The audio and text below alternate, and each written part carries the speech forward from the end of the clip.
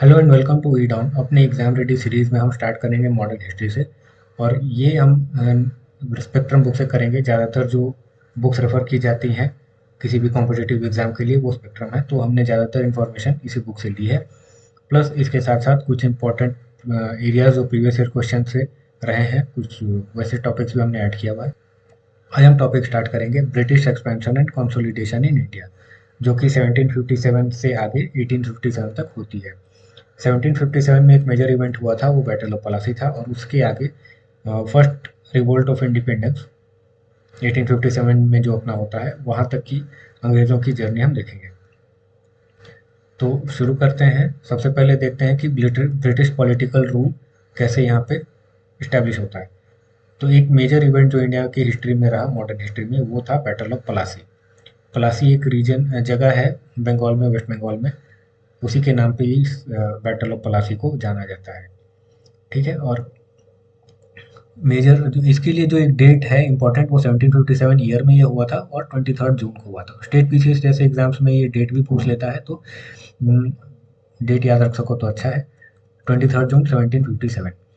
जो British leader थे वो उनके वो रॉबर्ट क्लाइव थे, और इंडियन साइड से जो रूलर थे वो नवाब ऑफ बंगाल सिराजुद्दौला थे। ठीक है। और जो इनके की कॉन्स्पिरेटर थे, जो जिन्होंने इंडियन साइड को धोखा दिया, सिराजुद्दौला को जिन्होंने धोखा दिया, उसका नाम था मीर जाफर। अंग्रेजों के साथ मिलकर इनकी साठगांठ हो चुकी थी। ये राजा बनने के चक्कर में अपने नवाब को धोखा देने के लिए तैयार थे, और बदले में अंग्रेजों को फायदा मिल रहा था। वो पपेट रूलर इंस्टॉल करके अपने लिए ट्रेड परमिट्स और सिक्योर करना चाहते थे, और अपने ट्रेड इंटरेस्ट को बरकरार रखना चाहते थे। विक्ट्री जो हुई थी इनकी कॉन्स्पिरेसी और बिट्रेयल से हुई थी, यानी धोखाधड़ी से हुई थी, षड्यंत्र से हुई थी, और मिलिट्री स्ट्रेंथ से नहीं हुई थी। इसके बारे में यह भी बोला जाता है कि battle which was won it was fought, यानी कि जंग लड़ने से पहले ही वो जीत गए थे। ये लैंडमार्क रहता है beginning of the British political rule in India. इससे पहले वो मेरली एक ट्रेडिंग कंपनी रहे थे, और बैटल ऑफ पलासी के बाद वो डिसाइड करने लगे कि कौन सा रूलर गद्दी पे बैठेगा, और उससे अपने ट्रेड इंटरेस्ट अपने हिसाब से उसे मनमर्जी करवाते थे। तो ऐसा हुआ कि बंगाल की सोवरेंटी थी वो ब्रिटिश के हाथ जा चुकी थी। तो जब वो इतने बड़े पावर में आ गए, तो वहाँ से उनकी बिगिनिंग हम बोल सकते हैं कि ब्रिटिश पॉलिटिकल रूल की हो चुकी है। इससे पहले उनके पास किसी भी जगह की सॉवरेंटी नहीं थी। वो थोड़ी बहुत इन्फ्लुएंस करते थे, उनसे अपने फेवर में ट्रीटी साइन कराना चाहते थे, ट्रेड परमिट लेना चाहते थे, सिफारिश गुजारिश करके भीख मांग के इस तरीके से वो लेना चाहते थे। बट बैटल ऑफ पलासी में जब वो जीत गए, तो उसके बाद से वो बंगाल की सॉवरेंटी कंट्रोल करने लगे। यही उसके बिगिनिंग का एक लैंडमार्क माना जाएगा, beginning of the British political rule in India. आगे देखते हैं कि इसकी वजह क्या थी, causes of the battle of Plassey. तो सबसे इम्पोर्टेंट तो British interference in Bengal politics. Bengal के पॉलिटिक्स में वो इंटरफेयर ज़्यादा कर रहे थे, अपने हिसाब से वो चाहते थे कि नवाब काम करे। मिसयूज और ट्रेड परमिट्स या दस्तक जिन्हें हम कहें, दस्तक जो होता था वो नवाब देते थे अंग्रेजों को या दूसरी ट्रेडिंग कंपनीज को। थोड़े लीनियंसी देते थे उनको टैक्सेस में, ड्यूटीज और कस्टम्स थोड़े उनको छूट देते थे, ताकि ट्रेड फ्लरिश करे। अंग्रेज इसे ट्रेड परमिट कहते थे, और नवाब से इसे दस्तक कहते थे। इसका इन्होंने भरपूर मिसयूज किया। उसके उन्हीं दस्तक जो मिले हुए थे, दस्तक जो इन्हें कंपनी ट्रेड के लिए मिले हुए थे, उसका यूज़ ये करते थे अपने प्राइवेट ट्रेड के लिए भी। और प्राइवेट ट्रेड पे ऐसे ड्यूटीज़ या ट्रेड उनको उसकी छूट नहीं थी, ड्यूटीज़ या टैक्सेस की छूट नहीं थी। वो कंपनी के ट्रेड पर ही थी, बट ये प्राइवेट ट्रेड में वो उसका जमकर इस्तेमाल करते थे, तो वो मिसयूज़ हुआ करता था ट्रेड परमिट्स का। इसके साथ साथ ही फोर्टिफिकेशन शुरू कर दिया था इन्होंने फोर्ट विलियम का। फोर्ट विलियम एक जगह है कलकत्ता में, वहाँ पे इन्होंने एक फोर्ट बनाया। फोर्ट तो ये कहकर बनाया कि हम अपने ट्रेड इंटरेस्ट को सिक्योर करने के लिए चाहते हैं, जहाँ पे इनका सामान वो इंडिया से ले जाते थे, तो उसके लिए उन्हें एक सिक्योर प्लेस की ज़रूरत होती थी। तो उसके बहाने उन्होंने एक इस्टेब्लिशमेंट बनाया, एक बड़ा सा बेस बनाया, और बाद में धीरे धीरे उसकी फोर्टिफिकेशन यानी किलाबंदी, घेराबंदी ये सब शुरू कर दी, और वहाँ पे आर्मी बेसेस अपना स्ट्रांग करने लगे। और ये बिना परमिशन के कर रहे थे। कहने को तो वो बोल रहे हैं कि ट्रेड परमिट सिक्योर करने के लिए किया जा रहा है, लेकिन उससे वो अपनी मिलिट्री स्ट्रेंथ बढ़ा रहे थे धीरे धीरे। ये नवाब को समझ में आ गया कि आज नहीं तो कल ही हम पे हमला करने वाले हैं। ये सारे रीजन थे उनके लड़ाई के। इसके साथ साथ डिप्लोमेटिक इश्यूज थे। वो कृष्णा दास एक फ्यूजिटिव था नवाब का, उसे इन्होंने शेल्टर दिया था, और जो मेजर ट्रिगर इंसिडेंट अगर बोला जाए तो ब्लैक होल ट्रेजेडी एक इवेंट हुई थी। ब्लैक होल ट्रेजेडी में इन्होंने कंपनी के कई सारे एम्प्लॉयज़ को बंदी बना लिया था और उसे एक छोटे से सेल में कैद कर दिया था, एक छोटे से प्रिजन सेल में।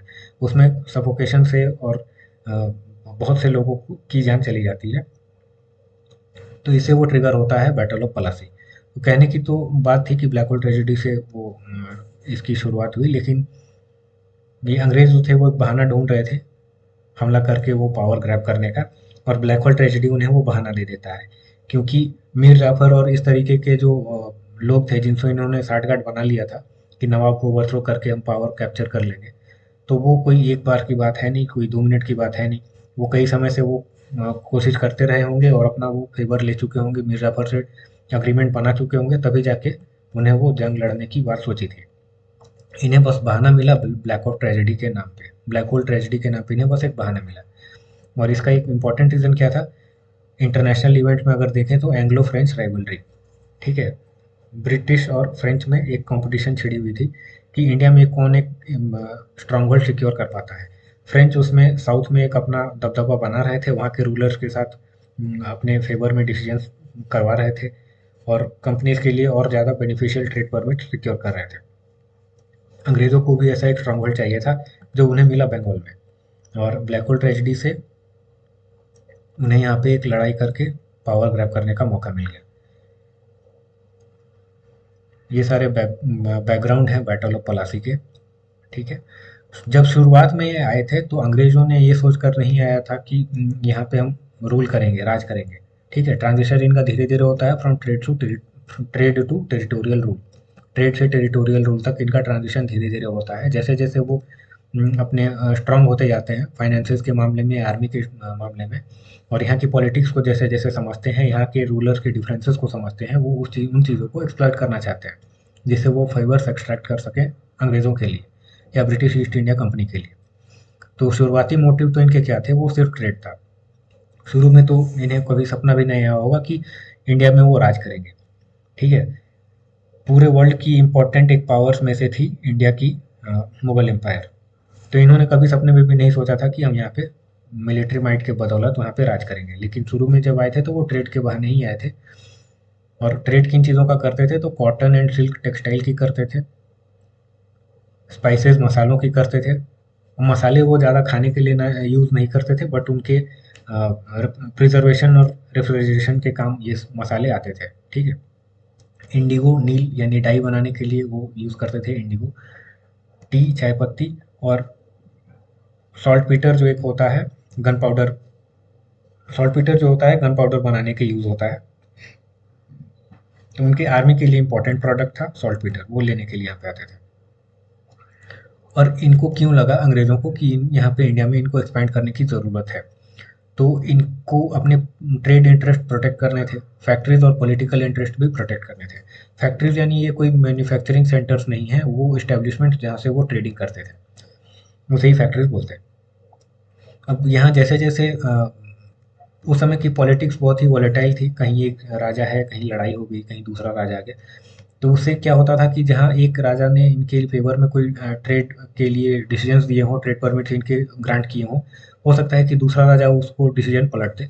तो इन्हें वो इनसिक्योरिटी लगी रहती थी कि अगर राजा बदल जाए तो क्या हो जाएगा।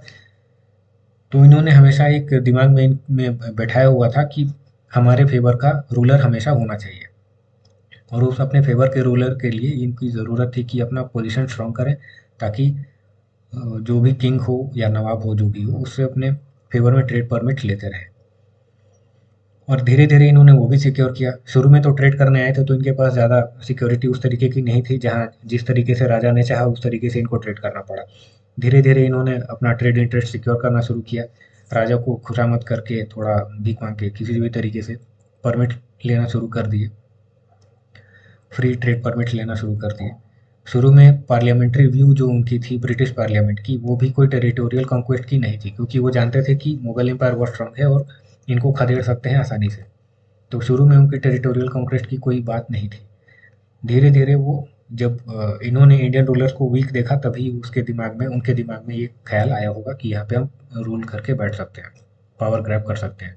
और इनके मेथड्स क्या थे, डिप्लोमेसी और ट्रीटी शुरू में रहे, बाद में जब उन्होंने कमज़ोर देखा अपने अपोजिशन को, तो वहाँ पे वॉर्स और इंटरनल राइवलरीज को उन्होंने एक्सप्लॉइट किया, जहाँ पे लड़ाई कर सके वहाँ लड़ाई किए, और जो इंटरनल राइवलरीज पॉलिटिक्स का उन्होंने फ़ायदा जहाँ उठा सका वो उसका भी फ़ायदा उठाया, एक किंगडम को दूसरे किंगडम के खिलाफ भड़का के, एक राजा को दूसरे के खिलाफ भड़का के।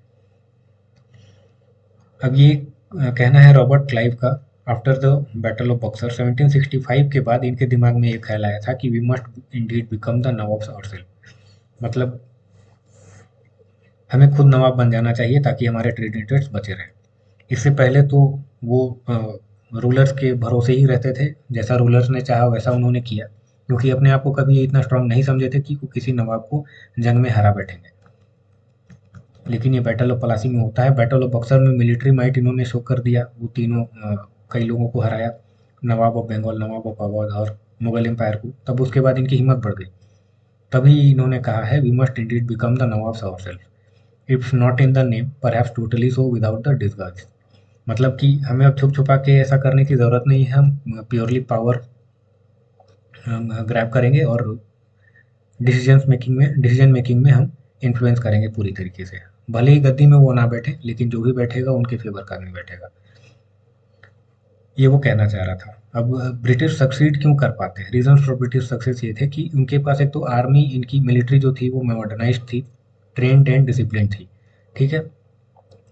फाइनेंशियल बैकिंग इनको कंपनी के प्रॉफिट से हो रहा था, प्लस जो इनके सोल्जर्स थे उनको रेगुलर सैलरी ये देते थे, तो soldiers were loyal to the company.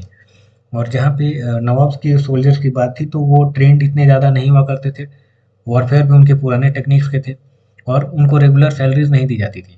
जब लड़ाई हुई तो किसी को उठा के ले गए और वहाँ पे उन्हें लड़ाई लड़ना पड़ा, तो वो ऐसे लोग उतने लॉयल नहीं रह पाएंगे।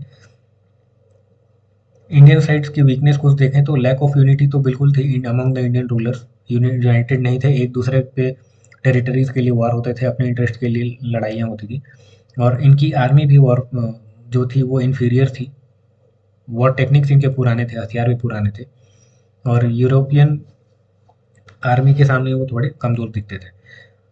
और सबसे इम्पोर्टेंट बात, इन्होंने अंडरमाइन किया ब्रिटिश एम्बिशंस को। अंग्रेज जो ये सोच कर आए थे कि हम हमेशा ट्रेड करेंगे, बट धीरे धीरे वो अपना ट्रेड इंटरेस्ट सिक्योर करने के लिए ट्रेड परमिट सिक्योर करते करते, यहाँ की पॉलिटिक्स में इंटरफेयर करते करते वो समझ चुके थे कि यहाँ के रूलर्स जो हैं वो वीक हैं और हम यहाँ पे राज कर सकते हैं। इन्होंने जो नवाब हैं या जो मुगल एम्पायर्स, वो ये समझ नहीं पाए थे कि इनकी महत्वाकांक्षाएं इतनी बड़ी हैं, उन्हें वो ट्रेडिंग कंपनी ही देखते थे। तो कभी इन्होंने ये उम्मीद नहीं किया होगा कि ये हमसे जंग लड़के हमसे पावर ग्रैब कर लेंगे। स्ट्रैटेजी जो इनकी थी वो डिप्लोमेसी, ट्रीटी और कॉन्स्पिरेसीज की थी, ठीक है। अब देखते हैं बंगाल, उनकी कॉन्क्वेस्ट और कंट्रोल ये उन्होंने कैसे किया। 1757 से 1765 तक की बात करते हैं। 1757 में होता है battle of Plassey. Battle of Plassey में इन्होंने बंगाल की सॉवरेंटी ले ली थी एक तरीके से। वहाँ के रूलर्स खुद इंस्टॉल करते थे, पपेट रूलर्स। इसके बाद होता है बैटल ऑफ बक्सर 1764 में, वो मिलिट्री माइट ब्रिटिश वहाँ पे अपना शो कर देते हैं, और 1765 में होता है ट्रीटी ऑफ इलाहाबाद। तो इन इन तीन मेजर इवेंट्स में बंगाल को इन्होंने पूरी तरह से कंट्रोल कर लिया होता है। तो देखते हैं एक एक करके क्या होता है इनमें। तो अब जो रीजन इनमें इंक्लूडेड थे, जब हम बंगाल की बात करते हैं तो उसमें बंगाल, बिहार, उड़ीसा, झारखंड और बांग्लादेश वाला रीजन है। इतना ईस्ट का पूरा रीजन ही उसमें आ जाता है, नॉर्थ ईस्ट छोड़ के। बांग्लादेश और बंगाल उस समय एक ही हुआ करते थे, वो बंगाल था बड़ा सा।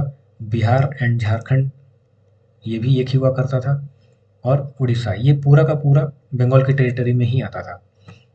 इतने सारे रीजन्स वो अंग्रेज कंट्रोल कर रहे थे बंगाल के नाम पे। और इम्पोर्टेंट नवाब फिगर वहाँ पे कौन से थे, तो वो अलीवर्दी खान था। बिफोर अलीवर्दी खान जो वहाँ पे थे वो बिफोर बैटल ऑफ पलासी थे। बैटल ऑफ पलासी के दौरान वहाँ पे सिराजुद्दौला थे। बैटल ऑफ पलासी जीत जाने के बाद वहाँ पे पपेट रूलर मीर जाफर को इंस्टॉल किया गया। फिर उसको 1760 में हटा दिया जाता है, और वहाँ पे दूसरे रूलर को लाया जाता है, वो मीर कासिम को।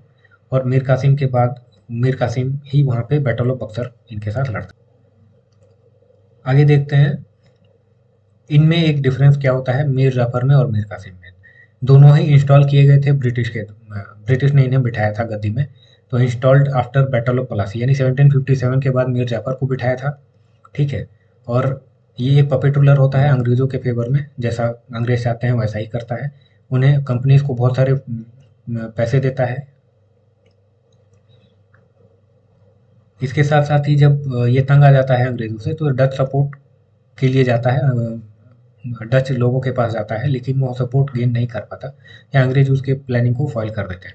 उसके बाद उसे हटा दिया जाता है जब वो समझते हैं कि ये हमारे अगेंस्ट में अब काम करने लगा है।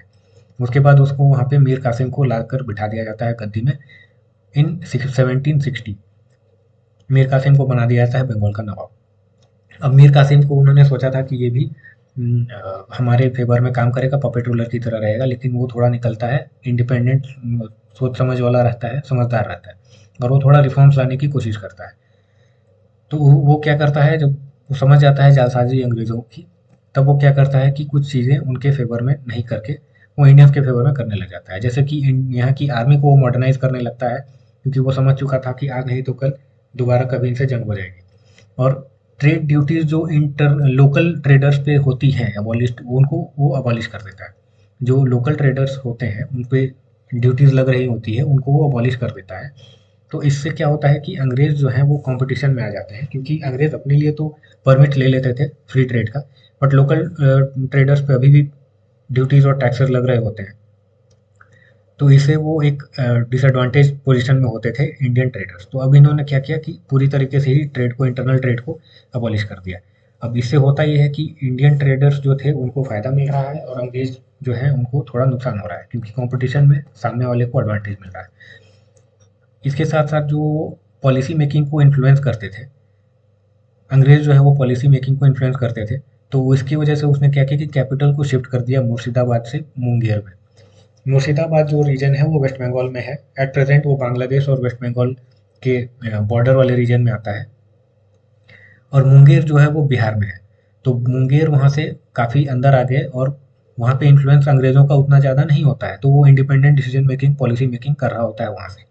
ये बात भी अंग्रेज़ों को पसंद नहीं आती है, क्योंकि वो तो अपने फेवर में एक पपेट रूलर चाहते थे और ये वहाँ से अपना कैपिटल शिफ्ट करके मुंगेर चला और वहाँ से राज कर रहा होता है। तो इन सब चीज़ों से बैटल ऑफ बक्सर हो जाती है।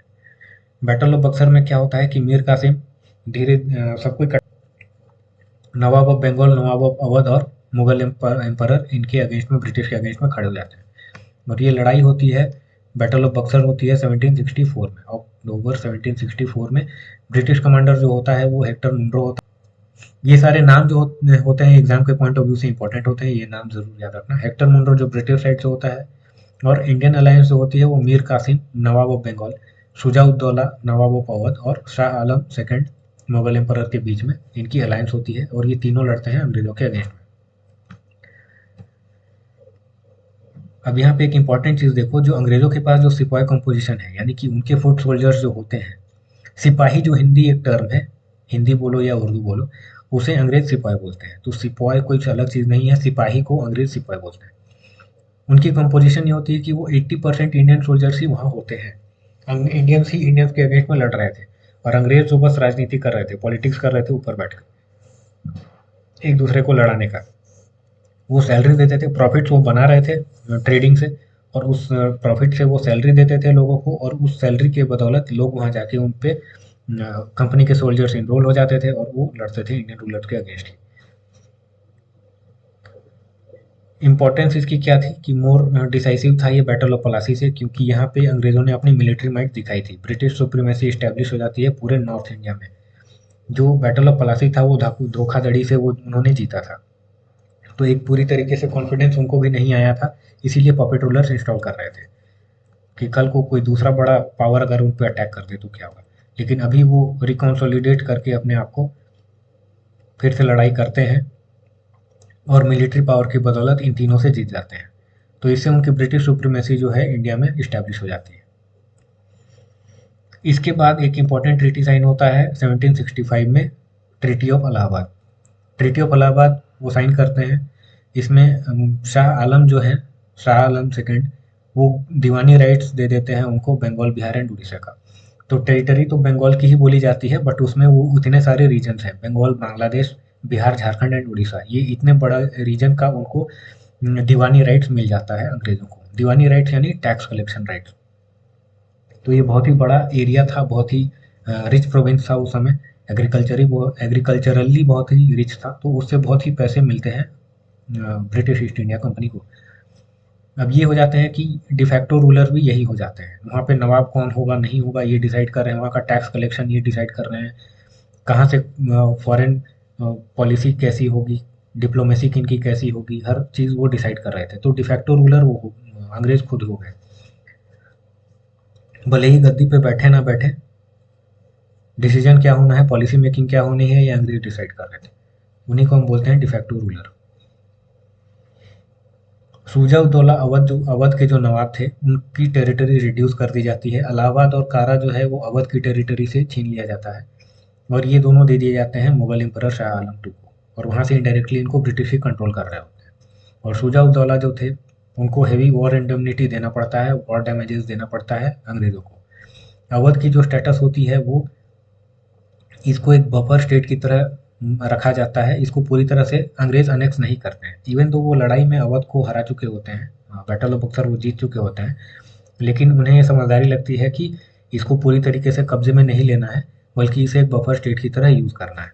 तो इनडायरेक्टली वो पावर कंट्रोल करना चाहते थे वहाँ पे, बट वहाँ के रूलर्स दिखना नहीं चाहते थे। रूलर्स इसलिए नहीं दिखना चाहते थे क्योंकि अगर वो अवध को एनेक्स कर लेते, यानी कब्जा कर लेते पूरी तरीके से, तो वो डायरेक्ट कन्फ्रंटेशन में आ जाते मराठा से, और मराठा से उनको उस समय डर लगता था, मराठा तो उस समय बहुत बड़ी पावर थी, तो इसीलिए वो अवध को एक बफर स्टेट की तरह यूज़ करते हैं। ट्रीटी साइन करते हैं, ट्रीटी में ब्रिटिश ट्रूप्स को वहाँ स्टेशन कर दिया जाता है अवध में, और एक रेसिडेंट रख दिया जाता है। रेसिडेंट रखने का मतलब कि वो पल पल की खबरें अंग्रेज़ों को देता रहेगा, कौन क्या पॉलिसी मेकिंग करनी है, क्या डिसीजन लेना है, ये रेसिडेंट की कंसल्टेंसी से ही होगा, और ब्रिटिश ट्रूप्स जो होंगे उनका खर्च जो है वो वहाँ के अवध का नवाब ही देगा, और अंग्रेज़ों को उनके रख रखाव का खर्च देना नहीं पड़ेगा। ये सारे ट्रीटीज़ के उनके कंडीशंस थे। अब एक इंपॉर्टेंट चीज़ है, ट्रीटी ऑफ इलाहाबाद जो है ये acted as the first stage of subsidiary alliance. जो ट्रीटी ऑफ इलाहाबाद में उन्होंने ये साइन किया कि उनके होस्ट स्टेट में उनका ब्रिटिश ट्रूप्स रहेगा, होस्ट स्टेट में एक ब्रिटिश ट्रूप्स रहेंगे और उनका एक रेसिडेंट होगा, ये सारी चीज़ें ही बाद में चलकर सब्सिडियरी अलायंस में आती हैं। 1765 में ये नाम नहीं दिया गया था सब्सिडियरी अलायंस, बट एक कंडीशंस यही थे ट्रीटी ऑफ इलाहाबाद में। ट्रीटी ऑफ इलाहाबाद जो साइन करने वाला था वो रॉबर्ट क्लाइव था, ठीक है, रॉबर्ट क्लाइव ही ट्रीटी ऑफ इलाहाबाद साइन करता है, और गवर्नर उस समय बंगाल का वही हुआ करता है, और सब्सिडियरी अलायंस जो लाया था वो उन्होंने लाया था लॉर्ड वेलेस्ली ने। तो जब इन्हें सब्सिडियरी अलायंस जब वो बना रहे होंगे तब इन्हें दिखा होगा कि ट्रीटी ऑफ इलाहाबाद से हमें बहुत फ़ायदा हुआ था, तो उसे सब्सिडियरी अलायंस का नाम देके कई सारे स्टेट से वो साइन करते हैं। अब देखते हैं कि 1765 के बाद क्या होता है, वो एक डुअल गवर्नमेंट का फेज़ होता है 1765 से लेके 1772 तक। अब डुअल गवर्नमेंट क्या होता है, डुअल गवर्नमेंट यानी कि दो सरकार, ऐसा हम समझ सकते हैं। तो ये भी रॉबर्ट क्लाइव ने ही इंट्रोड्यूस किया था।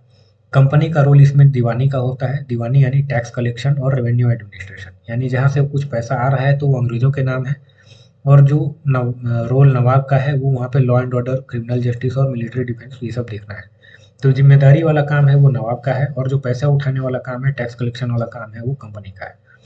तो जो फ़ायदा मुनाफा हो रहा है वो कंपनी को हो, जो जिम्मेदारी है वो नवाब की हो। निज़ामत इसे बोलते थे, law and order, criminal justice और मिलिट्री डिफेंस, ये नवाब के हिस्से था, और दीवानी जो था वो कंपनी के हिस्से था। अभी भी वो कंपनी जो है वो सीधे तौर पे नहीं देखना चाहते थे एज टैक्स कलेक्टर्स, उन्होंने वहाँ डिप्यूटी दीवान से इंस्टॉल कर दिए, ठीक है, जो अंग्रेज़ों के बिहाफ में टैक्स कलेक्ट करते थे। मोहम्मद रज़ा खान था डिप्यूटी दीवान ऑफ बंगाल, और राजा सिताब रॉय डिप्यूटी दीवान था बिहार का, दोनों नाम याद रखना।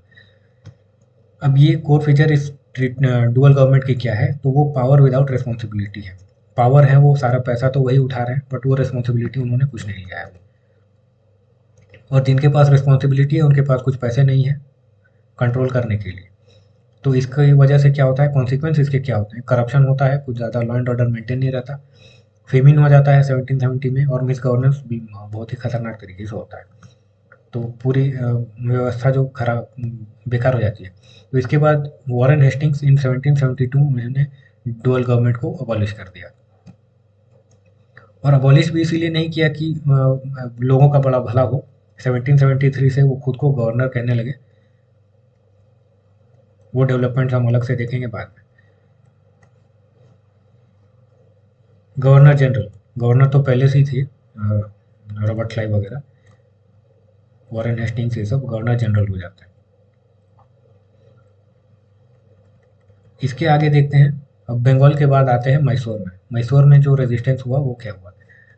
तो इनमें एक रूलर होता है हैदर अली। हैदर अली वडियार डायनेस्टी का एक हॉर्समैन हुआ करता है। वडियार जो पावर में आए थे from the time of Vijayanagara empire. Vijayanagara empire के डिसमेंटल होने के बाद वहाँ पावर में आते हैं वडियार्स, और उन्हीं वडियार्स के अंडर में एक हॉर्समैन होता है हैदर अली। हैदर अली धीरे धीरे पावर में ग्रो करता है और वहाँ के रूलर्स को ओवर पावर करके रूलर खुद बन जाता है 1761 में। उसने फ्रेंच के साथ अलाई करके काफ़ी अपना पोजीशन और पावर स्ट्रॉन्ग कर लिया, आर्मी को मॉडर्नाइज कर लिया और अंग्रेज़ों को चैलेंज करने लगा। अंग्रेज़ों को चैलेंज करने लगा, उसके साथ साथ उसका बेटा भी उसी की तरह खुराफाती निकला। वो सन ऑफ हैदर अली, उसे टाइगर ऑफ मैसूर भी बोला जाता था। Introduced rocket artillery. Rocket artillery, modern weapons और ये सारे systems.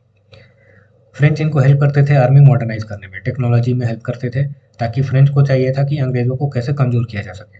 After the battle of Plassey, अंग्रेज़ यहाँ पे पावर काफ़ी कंट्रोल कर लिए थे, काफ़ी ज़्यादा पैसा कमा रहे थे और काफ़ी स्ट्रांग हो चुके थे। French on the other hand वो उतना स्ट्रांग नहीं रह पाए थे और फ्रेंच को लॉस हो रहा था। तो इसकी वजह से वो ऐसे पावर्स को और ज़्यादा एम्पावर करना चाहते थे जो अंग्रेज़ों के खिलाफ लड़ सकें। तो उसमें एक मैसूर एक इम्पॉर्टेंट पावर था, एक किंगडम था जो कि अंग्रेज़ों के लिए चैलेंज बना हुआ था। उसी वजह से फ्रेंच उन्हें हेल्प कर रहे थे। फ्रेंच अपना रोटी सेक रहे थे। यहाँ पे कुछ इंपॉर्टेंट टर्म्स है, एक तो जैकोबिन क्लब है और दूसरा ट्रीटी ऑफ लिबर्टी है, सॉरी ट्री ऑफ लिबर्टी है। एक तो जैकोबिन क्लब है, ठीक है, फ्रेंच के साथ मिलके टीपू सुल्तान ने एक क्लब की शुरुआत की थी, उसका नाम था जैकोबिन क्लब, और उसने एक ट्री लगाया था ट्री ऑफ लिबर्टी करके। तो लिबर्टी ऐसे टर्म्स वो फ्रेंच रिवॉल्यूशन से ही आते हैं। उसी टाइम में फ्रांस में रिवॉल्यूशन हो रहा था, उसका ही कुछ एक यहाँ पे देखने को मिलता है इन्फ्लुएंस। और एक इम्पॉर्टेंट चीज़ है इसमें, 1799 में टीपू सुल्तान लड़ते लड़ते मर जाता है। यानी कि बहुत ही कम रूलर्स ऐसे हैं इंडिया में या पूरे वर्ल्ड में भी कुछ ही रूलर्स ऐसे होंगे जो कि खुद जंग लड़ते लड़ते मारे जाते हैं। तो उसमें एक नाम टीपू सुल्तान का भी है। वो फोर्थ एंग्लो मैसूर वॉर में Tipu Sultan he died fighting in the Seringapatam. Seringapatam Mysore के पास एक जगह है। अब ये इनके रूल्स की कुछ इंपॉर्टेंट चीज़ें देखें तो कुछ रिफॉर्मिस्ट रूलर्स थे ये, रिफॉर्म्स इंपॉर्टेंट लाए थे। तो एक तो बढ़ावा दिया था इन्होंने सेरिकल्चर को। सेरिकल्चर यानी कि सिल्क की प्रोडक्शन, सिल्क के जो प्रोडक्ट्स थे उनको उन्होंने बढ़ावा दिया था और उससे काफ़ी ज़्यादा ट्रेड होता था, लोगों को मुनाफा होता था। कॉइन में उन्होंने कुछ स्टैंडर्डाइजेशन किए थे, और पुराने टाइम के जो वडिया डायनेस्टीज़ में जो हिंदू मोटिव्स के कॉइन्स होते थे, हिंदू सिंबल्स के कॉइन्स होते थे, उसको उन्होंने चेंज करके कुछ इस्लामिक कर दिया था। तो ठीक है, रूल चेंज हुआ तो वो तो होना ही था। एडमिनिस्ट्रेशन में उन्होंने क्या किया था कि लैंड सर्वे और टैक्स कलेक्शन के लिए कुछ चेंजेस लाए थे। लैंड सर्वे, क्रॉप का सर्वे और उस हिसाब से टैक्सेशन, ये सब चीज़ें लाई थी, जिससे कि टैक्स कलेक्शन भी बेटर हो रहा था और कुछ फ़ायदा किसानों को भी हो रहा था। मेटलर्जी और वेपन मैन्युफैक्चरिंग में इंपॉर्टेंट काम इन्होंने किया था। टेक्नोलॉजी ये मॉडर्नाइज कर रहे थे, तोप, गोला, कारतूस ये सब बना रहे थे। ये इंडियन फैक्ट्रीज में हो रहा था उस समय, जबकि बाकी पूरे इंडिया में लोग पुराने तरीके से लड़ रहे थे। इनके पास तोप वगैरह थे, रॉकेट्स थे, ये सारी चीज़ें इनके पास थी। इसी वजह से ये जो मॉडर्न आर्मी थी, इसकी वजह से अंग्रेज इनसे आसानी से नहीं जीत पाते थे। एट द टाइम जब 1764 में ही अंग्रेज़ों ने नवाब ऑफ बंगाल, अवध और मुगल एम्परर को एक साथ मिलकर के हरा दिया। वहाँ पे ये मैसूर एक अकेले किंगडम ऐसे थे जो कि इन्होंने अंग्रेज़ों को परेशान करके रखा हुआ था। टीपू सुल्तान की डेथ हो जाती है, उसके बाद वो रिस्टोर कर दिया जाता है वडियार को। वडियार को फिर से एज पपेट रूलर्स वहाँ पे इंस्टॉल कर दिया जाता है और वो ट्रीटी साइन कर लेते हैं सब्सिडियरी अलायंस की।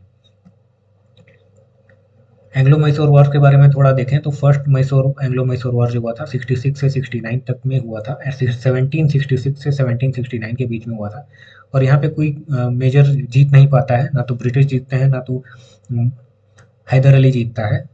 First and second Mysore war जो हुआ है, एंग्लो मैसूर वॉर जो हुआ था, first and second Anglo Mysore war जो हुआ था, वो हैदर अली ने लड़ा था अंग्रेजों से। उसमें फर्स्ट वॉर में दोनों में से कोई भी नहीं जीत पाता तो स्टेटस को स्टैब्लिश हो जाता है। सेकंड एंग्लो मैसूर वॉर जो होता है वो 1782-84 में होता है, उसमें भी स्टेटस को स्टैब्लिश रहता है।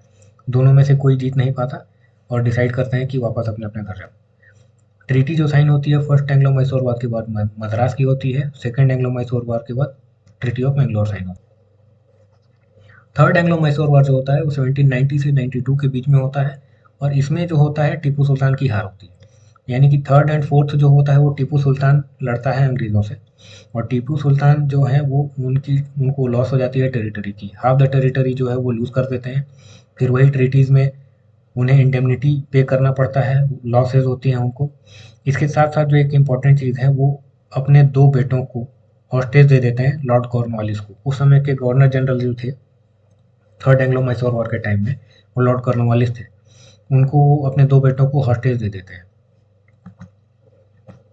लॉर्ड कॉर्नवालिस का नाम हम जानते हैं दूसरे परमानेंट सेटलमेंट में जीड, वही लॉर्ड कॉर्नवालिस हैं जो वहाँ पे जंग लड़ते हैं इनसे, थर्ड एंग्लो मैसूर वॉर, और उनके बेटों को हॉस्टेज ले लेते हैं। फोर्थ एंग्लो मैसूर वॉर जो होता है वो 1799 में होता है और यहाँ पे टीपू सुल्तान की डेथ हो जाती है। इसके बाद फिर कोई ट्रीटी नहीं होगी। थर्ड एंग्लो मैसूर वॉर के बाद श्रीरंगपट्टनम की ट्रीटी होती है। ये चीज़ें रह गई थी। फोर्थ एंग्लो मैसूर वॉर के बाद मैसूर का जो पावर है वो पूरी तरीके से अंग्रेज ले लेते हैं। अब इसमें एक इंपॉर्टेंट चीज़ है, मराठा जो हैं और निज़ाम दोनों ही, Marathas and the Nizams of Hyderabad, इन्होंने अलाई किया हुआ था अंग्रेज़ों के साथ अगेंस्ट टीपू सुल्तान। तो अपने अपने इंटरेस्ट से इनके, बोथ मराठास एंड निज़ाम्स, इनके कुछ इंटरेस्ट रहे होंगे टीपू सुल्तान के अगेंस्ट में, इसको एक्सप्लॉइट किया अंग्रेज़ों ने। अब चूंकि नेबरिंग किंगडम्स थे तो उनके अपने टेरिटरीज को लेके वॉर्स रहे होंगे पुराने समय में, तो इन चीज़ों को अंग्रेज़ों ने एक्सप्लॉइट किया और मराठास एंड निज़ाम्स को दोनों को ही मैसूर के अगेंस्ट खड़ा कर दिया, वरना अकेले तो वो जीत नहीं पा रहे थे। अंग्रेज़ों ने यही लेसन यहाँ से लिया। फर्स्ट एंड सेकंड जब वो वहाँ से जीत नहीं पाए और ये देखा कि वो मॉडर्नाइज कर चुके हैं अपनी आर्मी को, तब इन्होंने मराठास एंड निज़ाम्स की हेल्प ली और थर्ड एंड फोर्थ में धीरे धीरे करके मैसूर को वीक कर दिया और फोर्थ में कम्प्लीटली जीत ही लिया। अब कुछ पॉलिसीज़ देखते हैं इनकी, ब्रिटिश की अनेक्सेशन पॉलिसीज़। तो एक तो सबसे रिंग फेंस पॉलिसी है, ये वॉरेन हेस्टिंग्स ने लाया था। इनका पर्पस होता था कि बंगाल को कैसे प्रोटेक्ट करना है। बैटल ऑफ पलासी के बाद इन्होंने सिक्योर कर लिया था अपने लिए बंगाल। बंगाल इनके लिए बहुत ही इंपॉर्टेंट था क्योंकि वो पैसा बना के इनको दे रही थी। अब वो बंगाल को किसी भी हालत में प्रोटेक्ट करना चाहते थे। उनके दिमाग में डर बसा हुआ था कि कहीं कहीं वो दूसरे रूलर्स आके अटैक करके उनसे वो वापस छीन ना लें। तो इन्होंने बंगाल को प्रोटेक्ट करने के लिए क्या किया, एक रिंग फेंस बनाया। रिंग फेंस यानी कि जो नेबरिंग वो किंगडम्स थे, नेबरिंग टेरिटरीज थे, उनको एक एज बफर यूज किया। सपोज ये बंगाल है, बंगाल वाला रीजन, तो इसके बाजू बाजू में वो बफर टेरिटरीज को वो बफर टेरिटरीज लाते हैं। जैसे अवध हो गया, इस तरीके से वो ट्रीटी साइन करा के यहाँ पे अपना ब्रिटिश ट्रूप्स रखे थे, यहाँ पे ब्रिटिश ट्रूप्स रखे थे और वहाँ से ट्रीटी साइन करा के, ताकि वो मराठा से बचे रहें या दूसरे हॉस्टाइल टेरिटरीज से बचे रहें। तो उस समय मराठा ही थे उनके लिए हॉस्टाइल, और जिनकी एम्पायर इतनी बड़ी थी।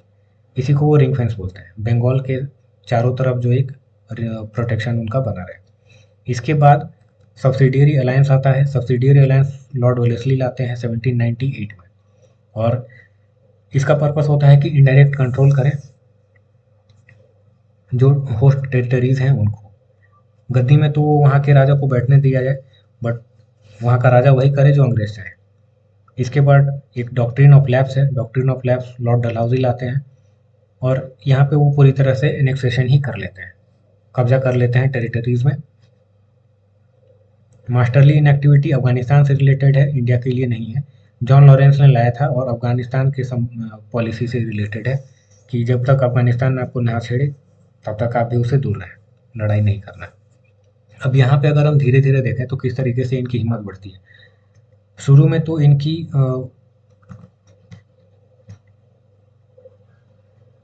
शुरू में इनका टारगेट बस रहता है कि बंगाल को कैसे प्रोटेक्ट रखना है, प्रोटेक्टिंग बंगाल, ठीक है, कि दूसरे से बचाए रखो।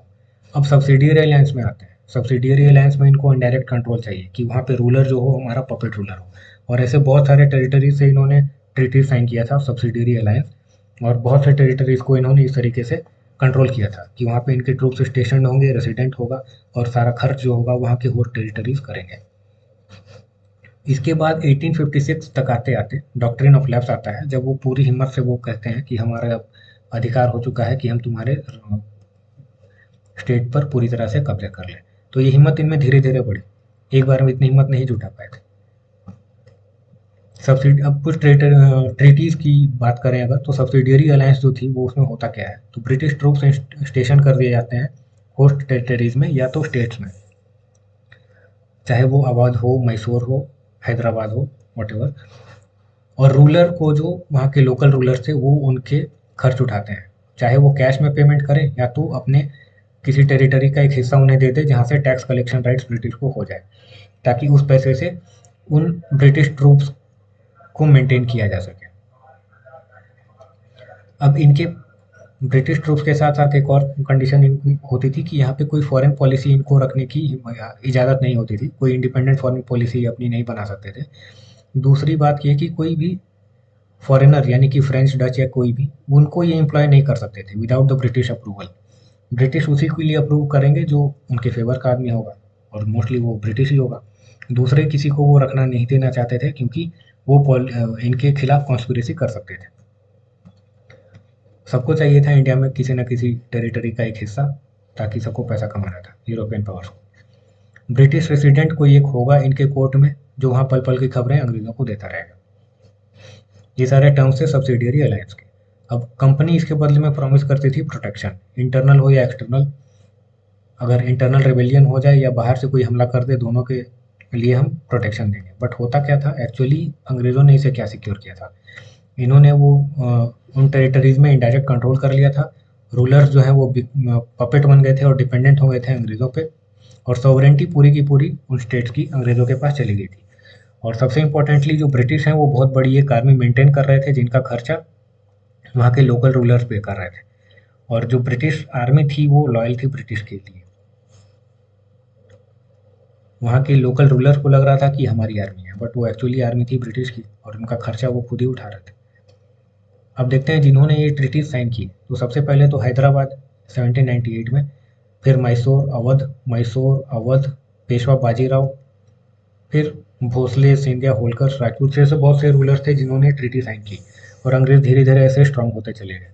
अब ये हमने देखा था कि ट्रीटी ऑफ इलाहाबाद जो है उसके कंडीशंस इस तरीके से डिज़ाइन थे कि ब्रिटिश ट्रूप्स इनको रखना है अवध के नवाब को, और वहाँ पे एक रेसिडेंट होगा। इन्हीं को वो उन बाद में अंग्रेज़ों ने और मॉडिफाई करके 1798 में लॉर्ड वेलेस्ली ने सब्सिडियरी अलायंस के नाम से सबसे ट्रीटी साइन करना शुरू कर दिया। इसको टेस्टिंग, इसकी अगर टेस्टिंग बोलें तो ट्रीटी ऑफ इलाहाबाद में हो चुकी थी, और बाद में सब्सिडियरी अलायंस का नाम देकर इनसे बहुत सारे टेरिटरी से ये साइन कराया गया।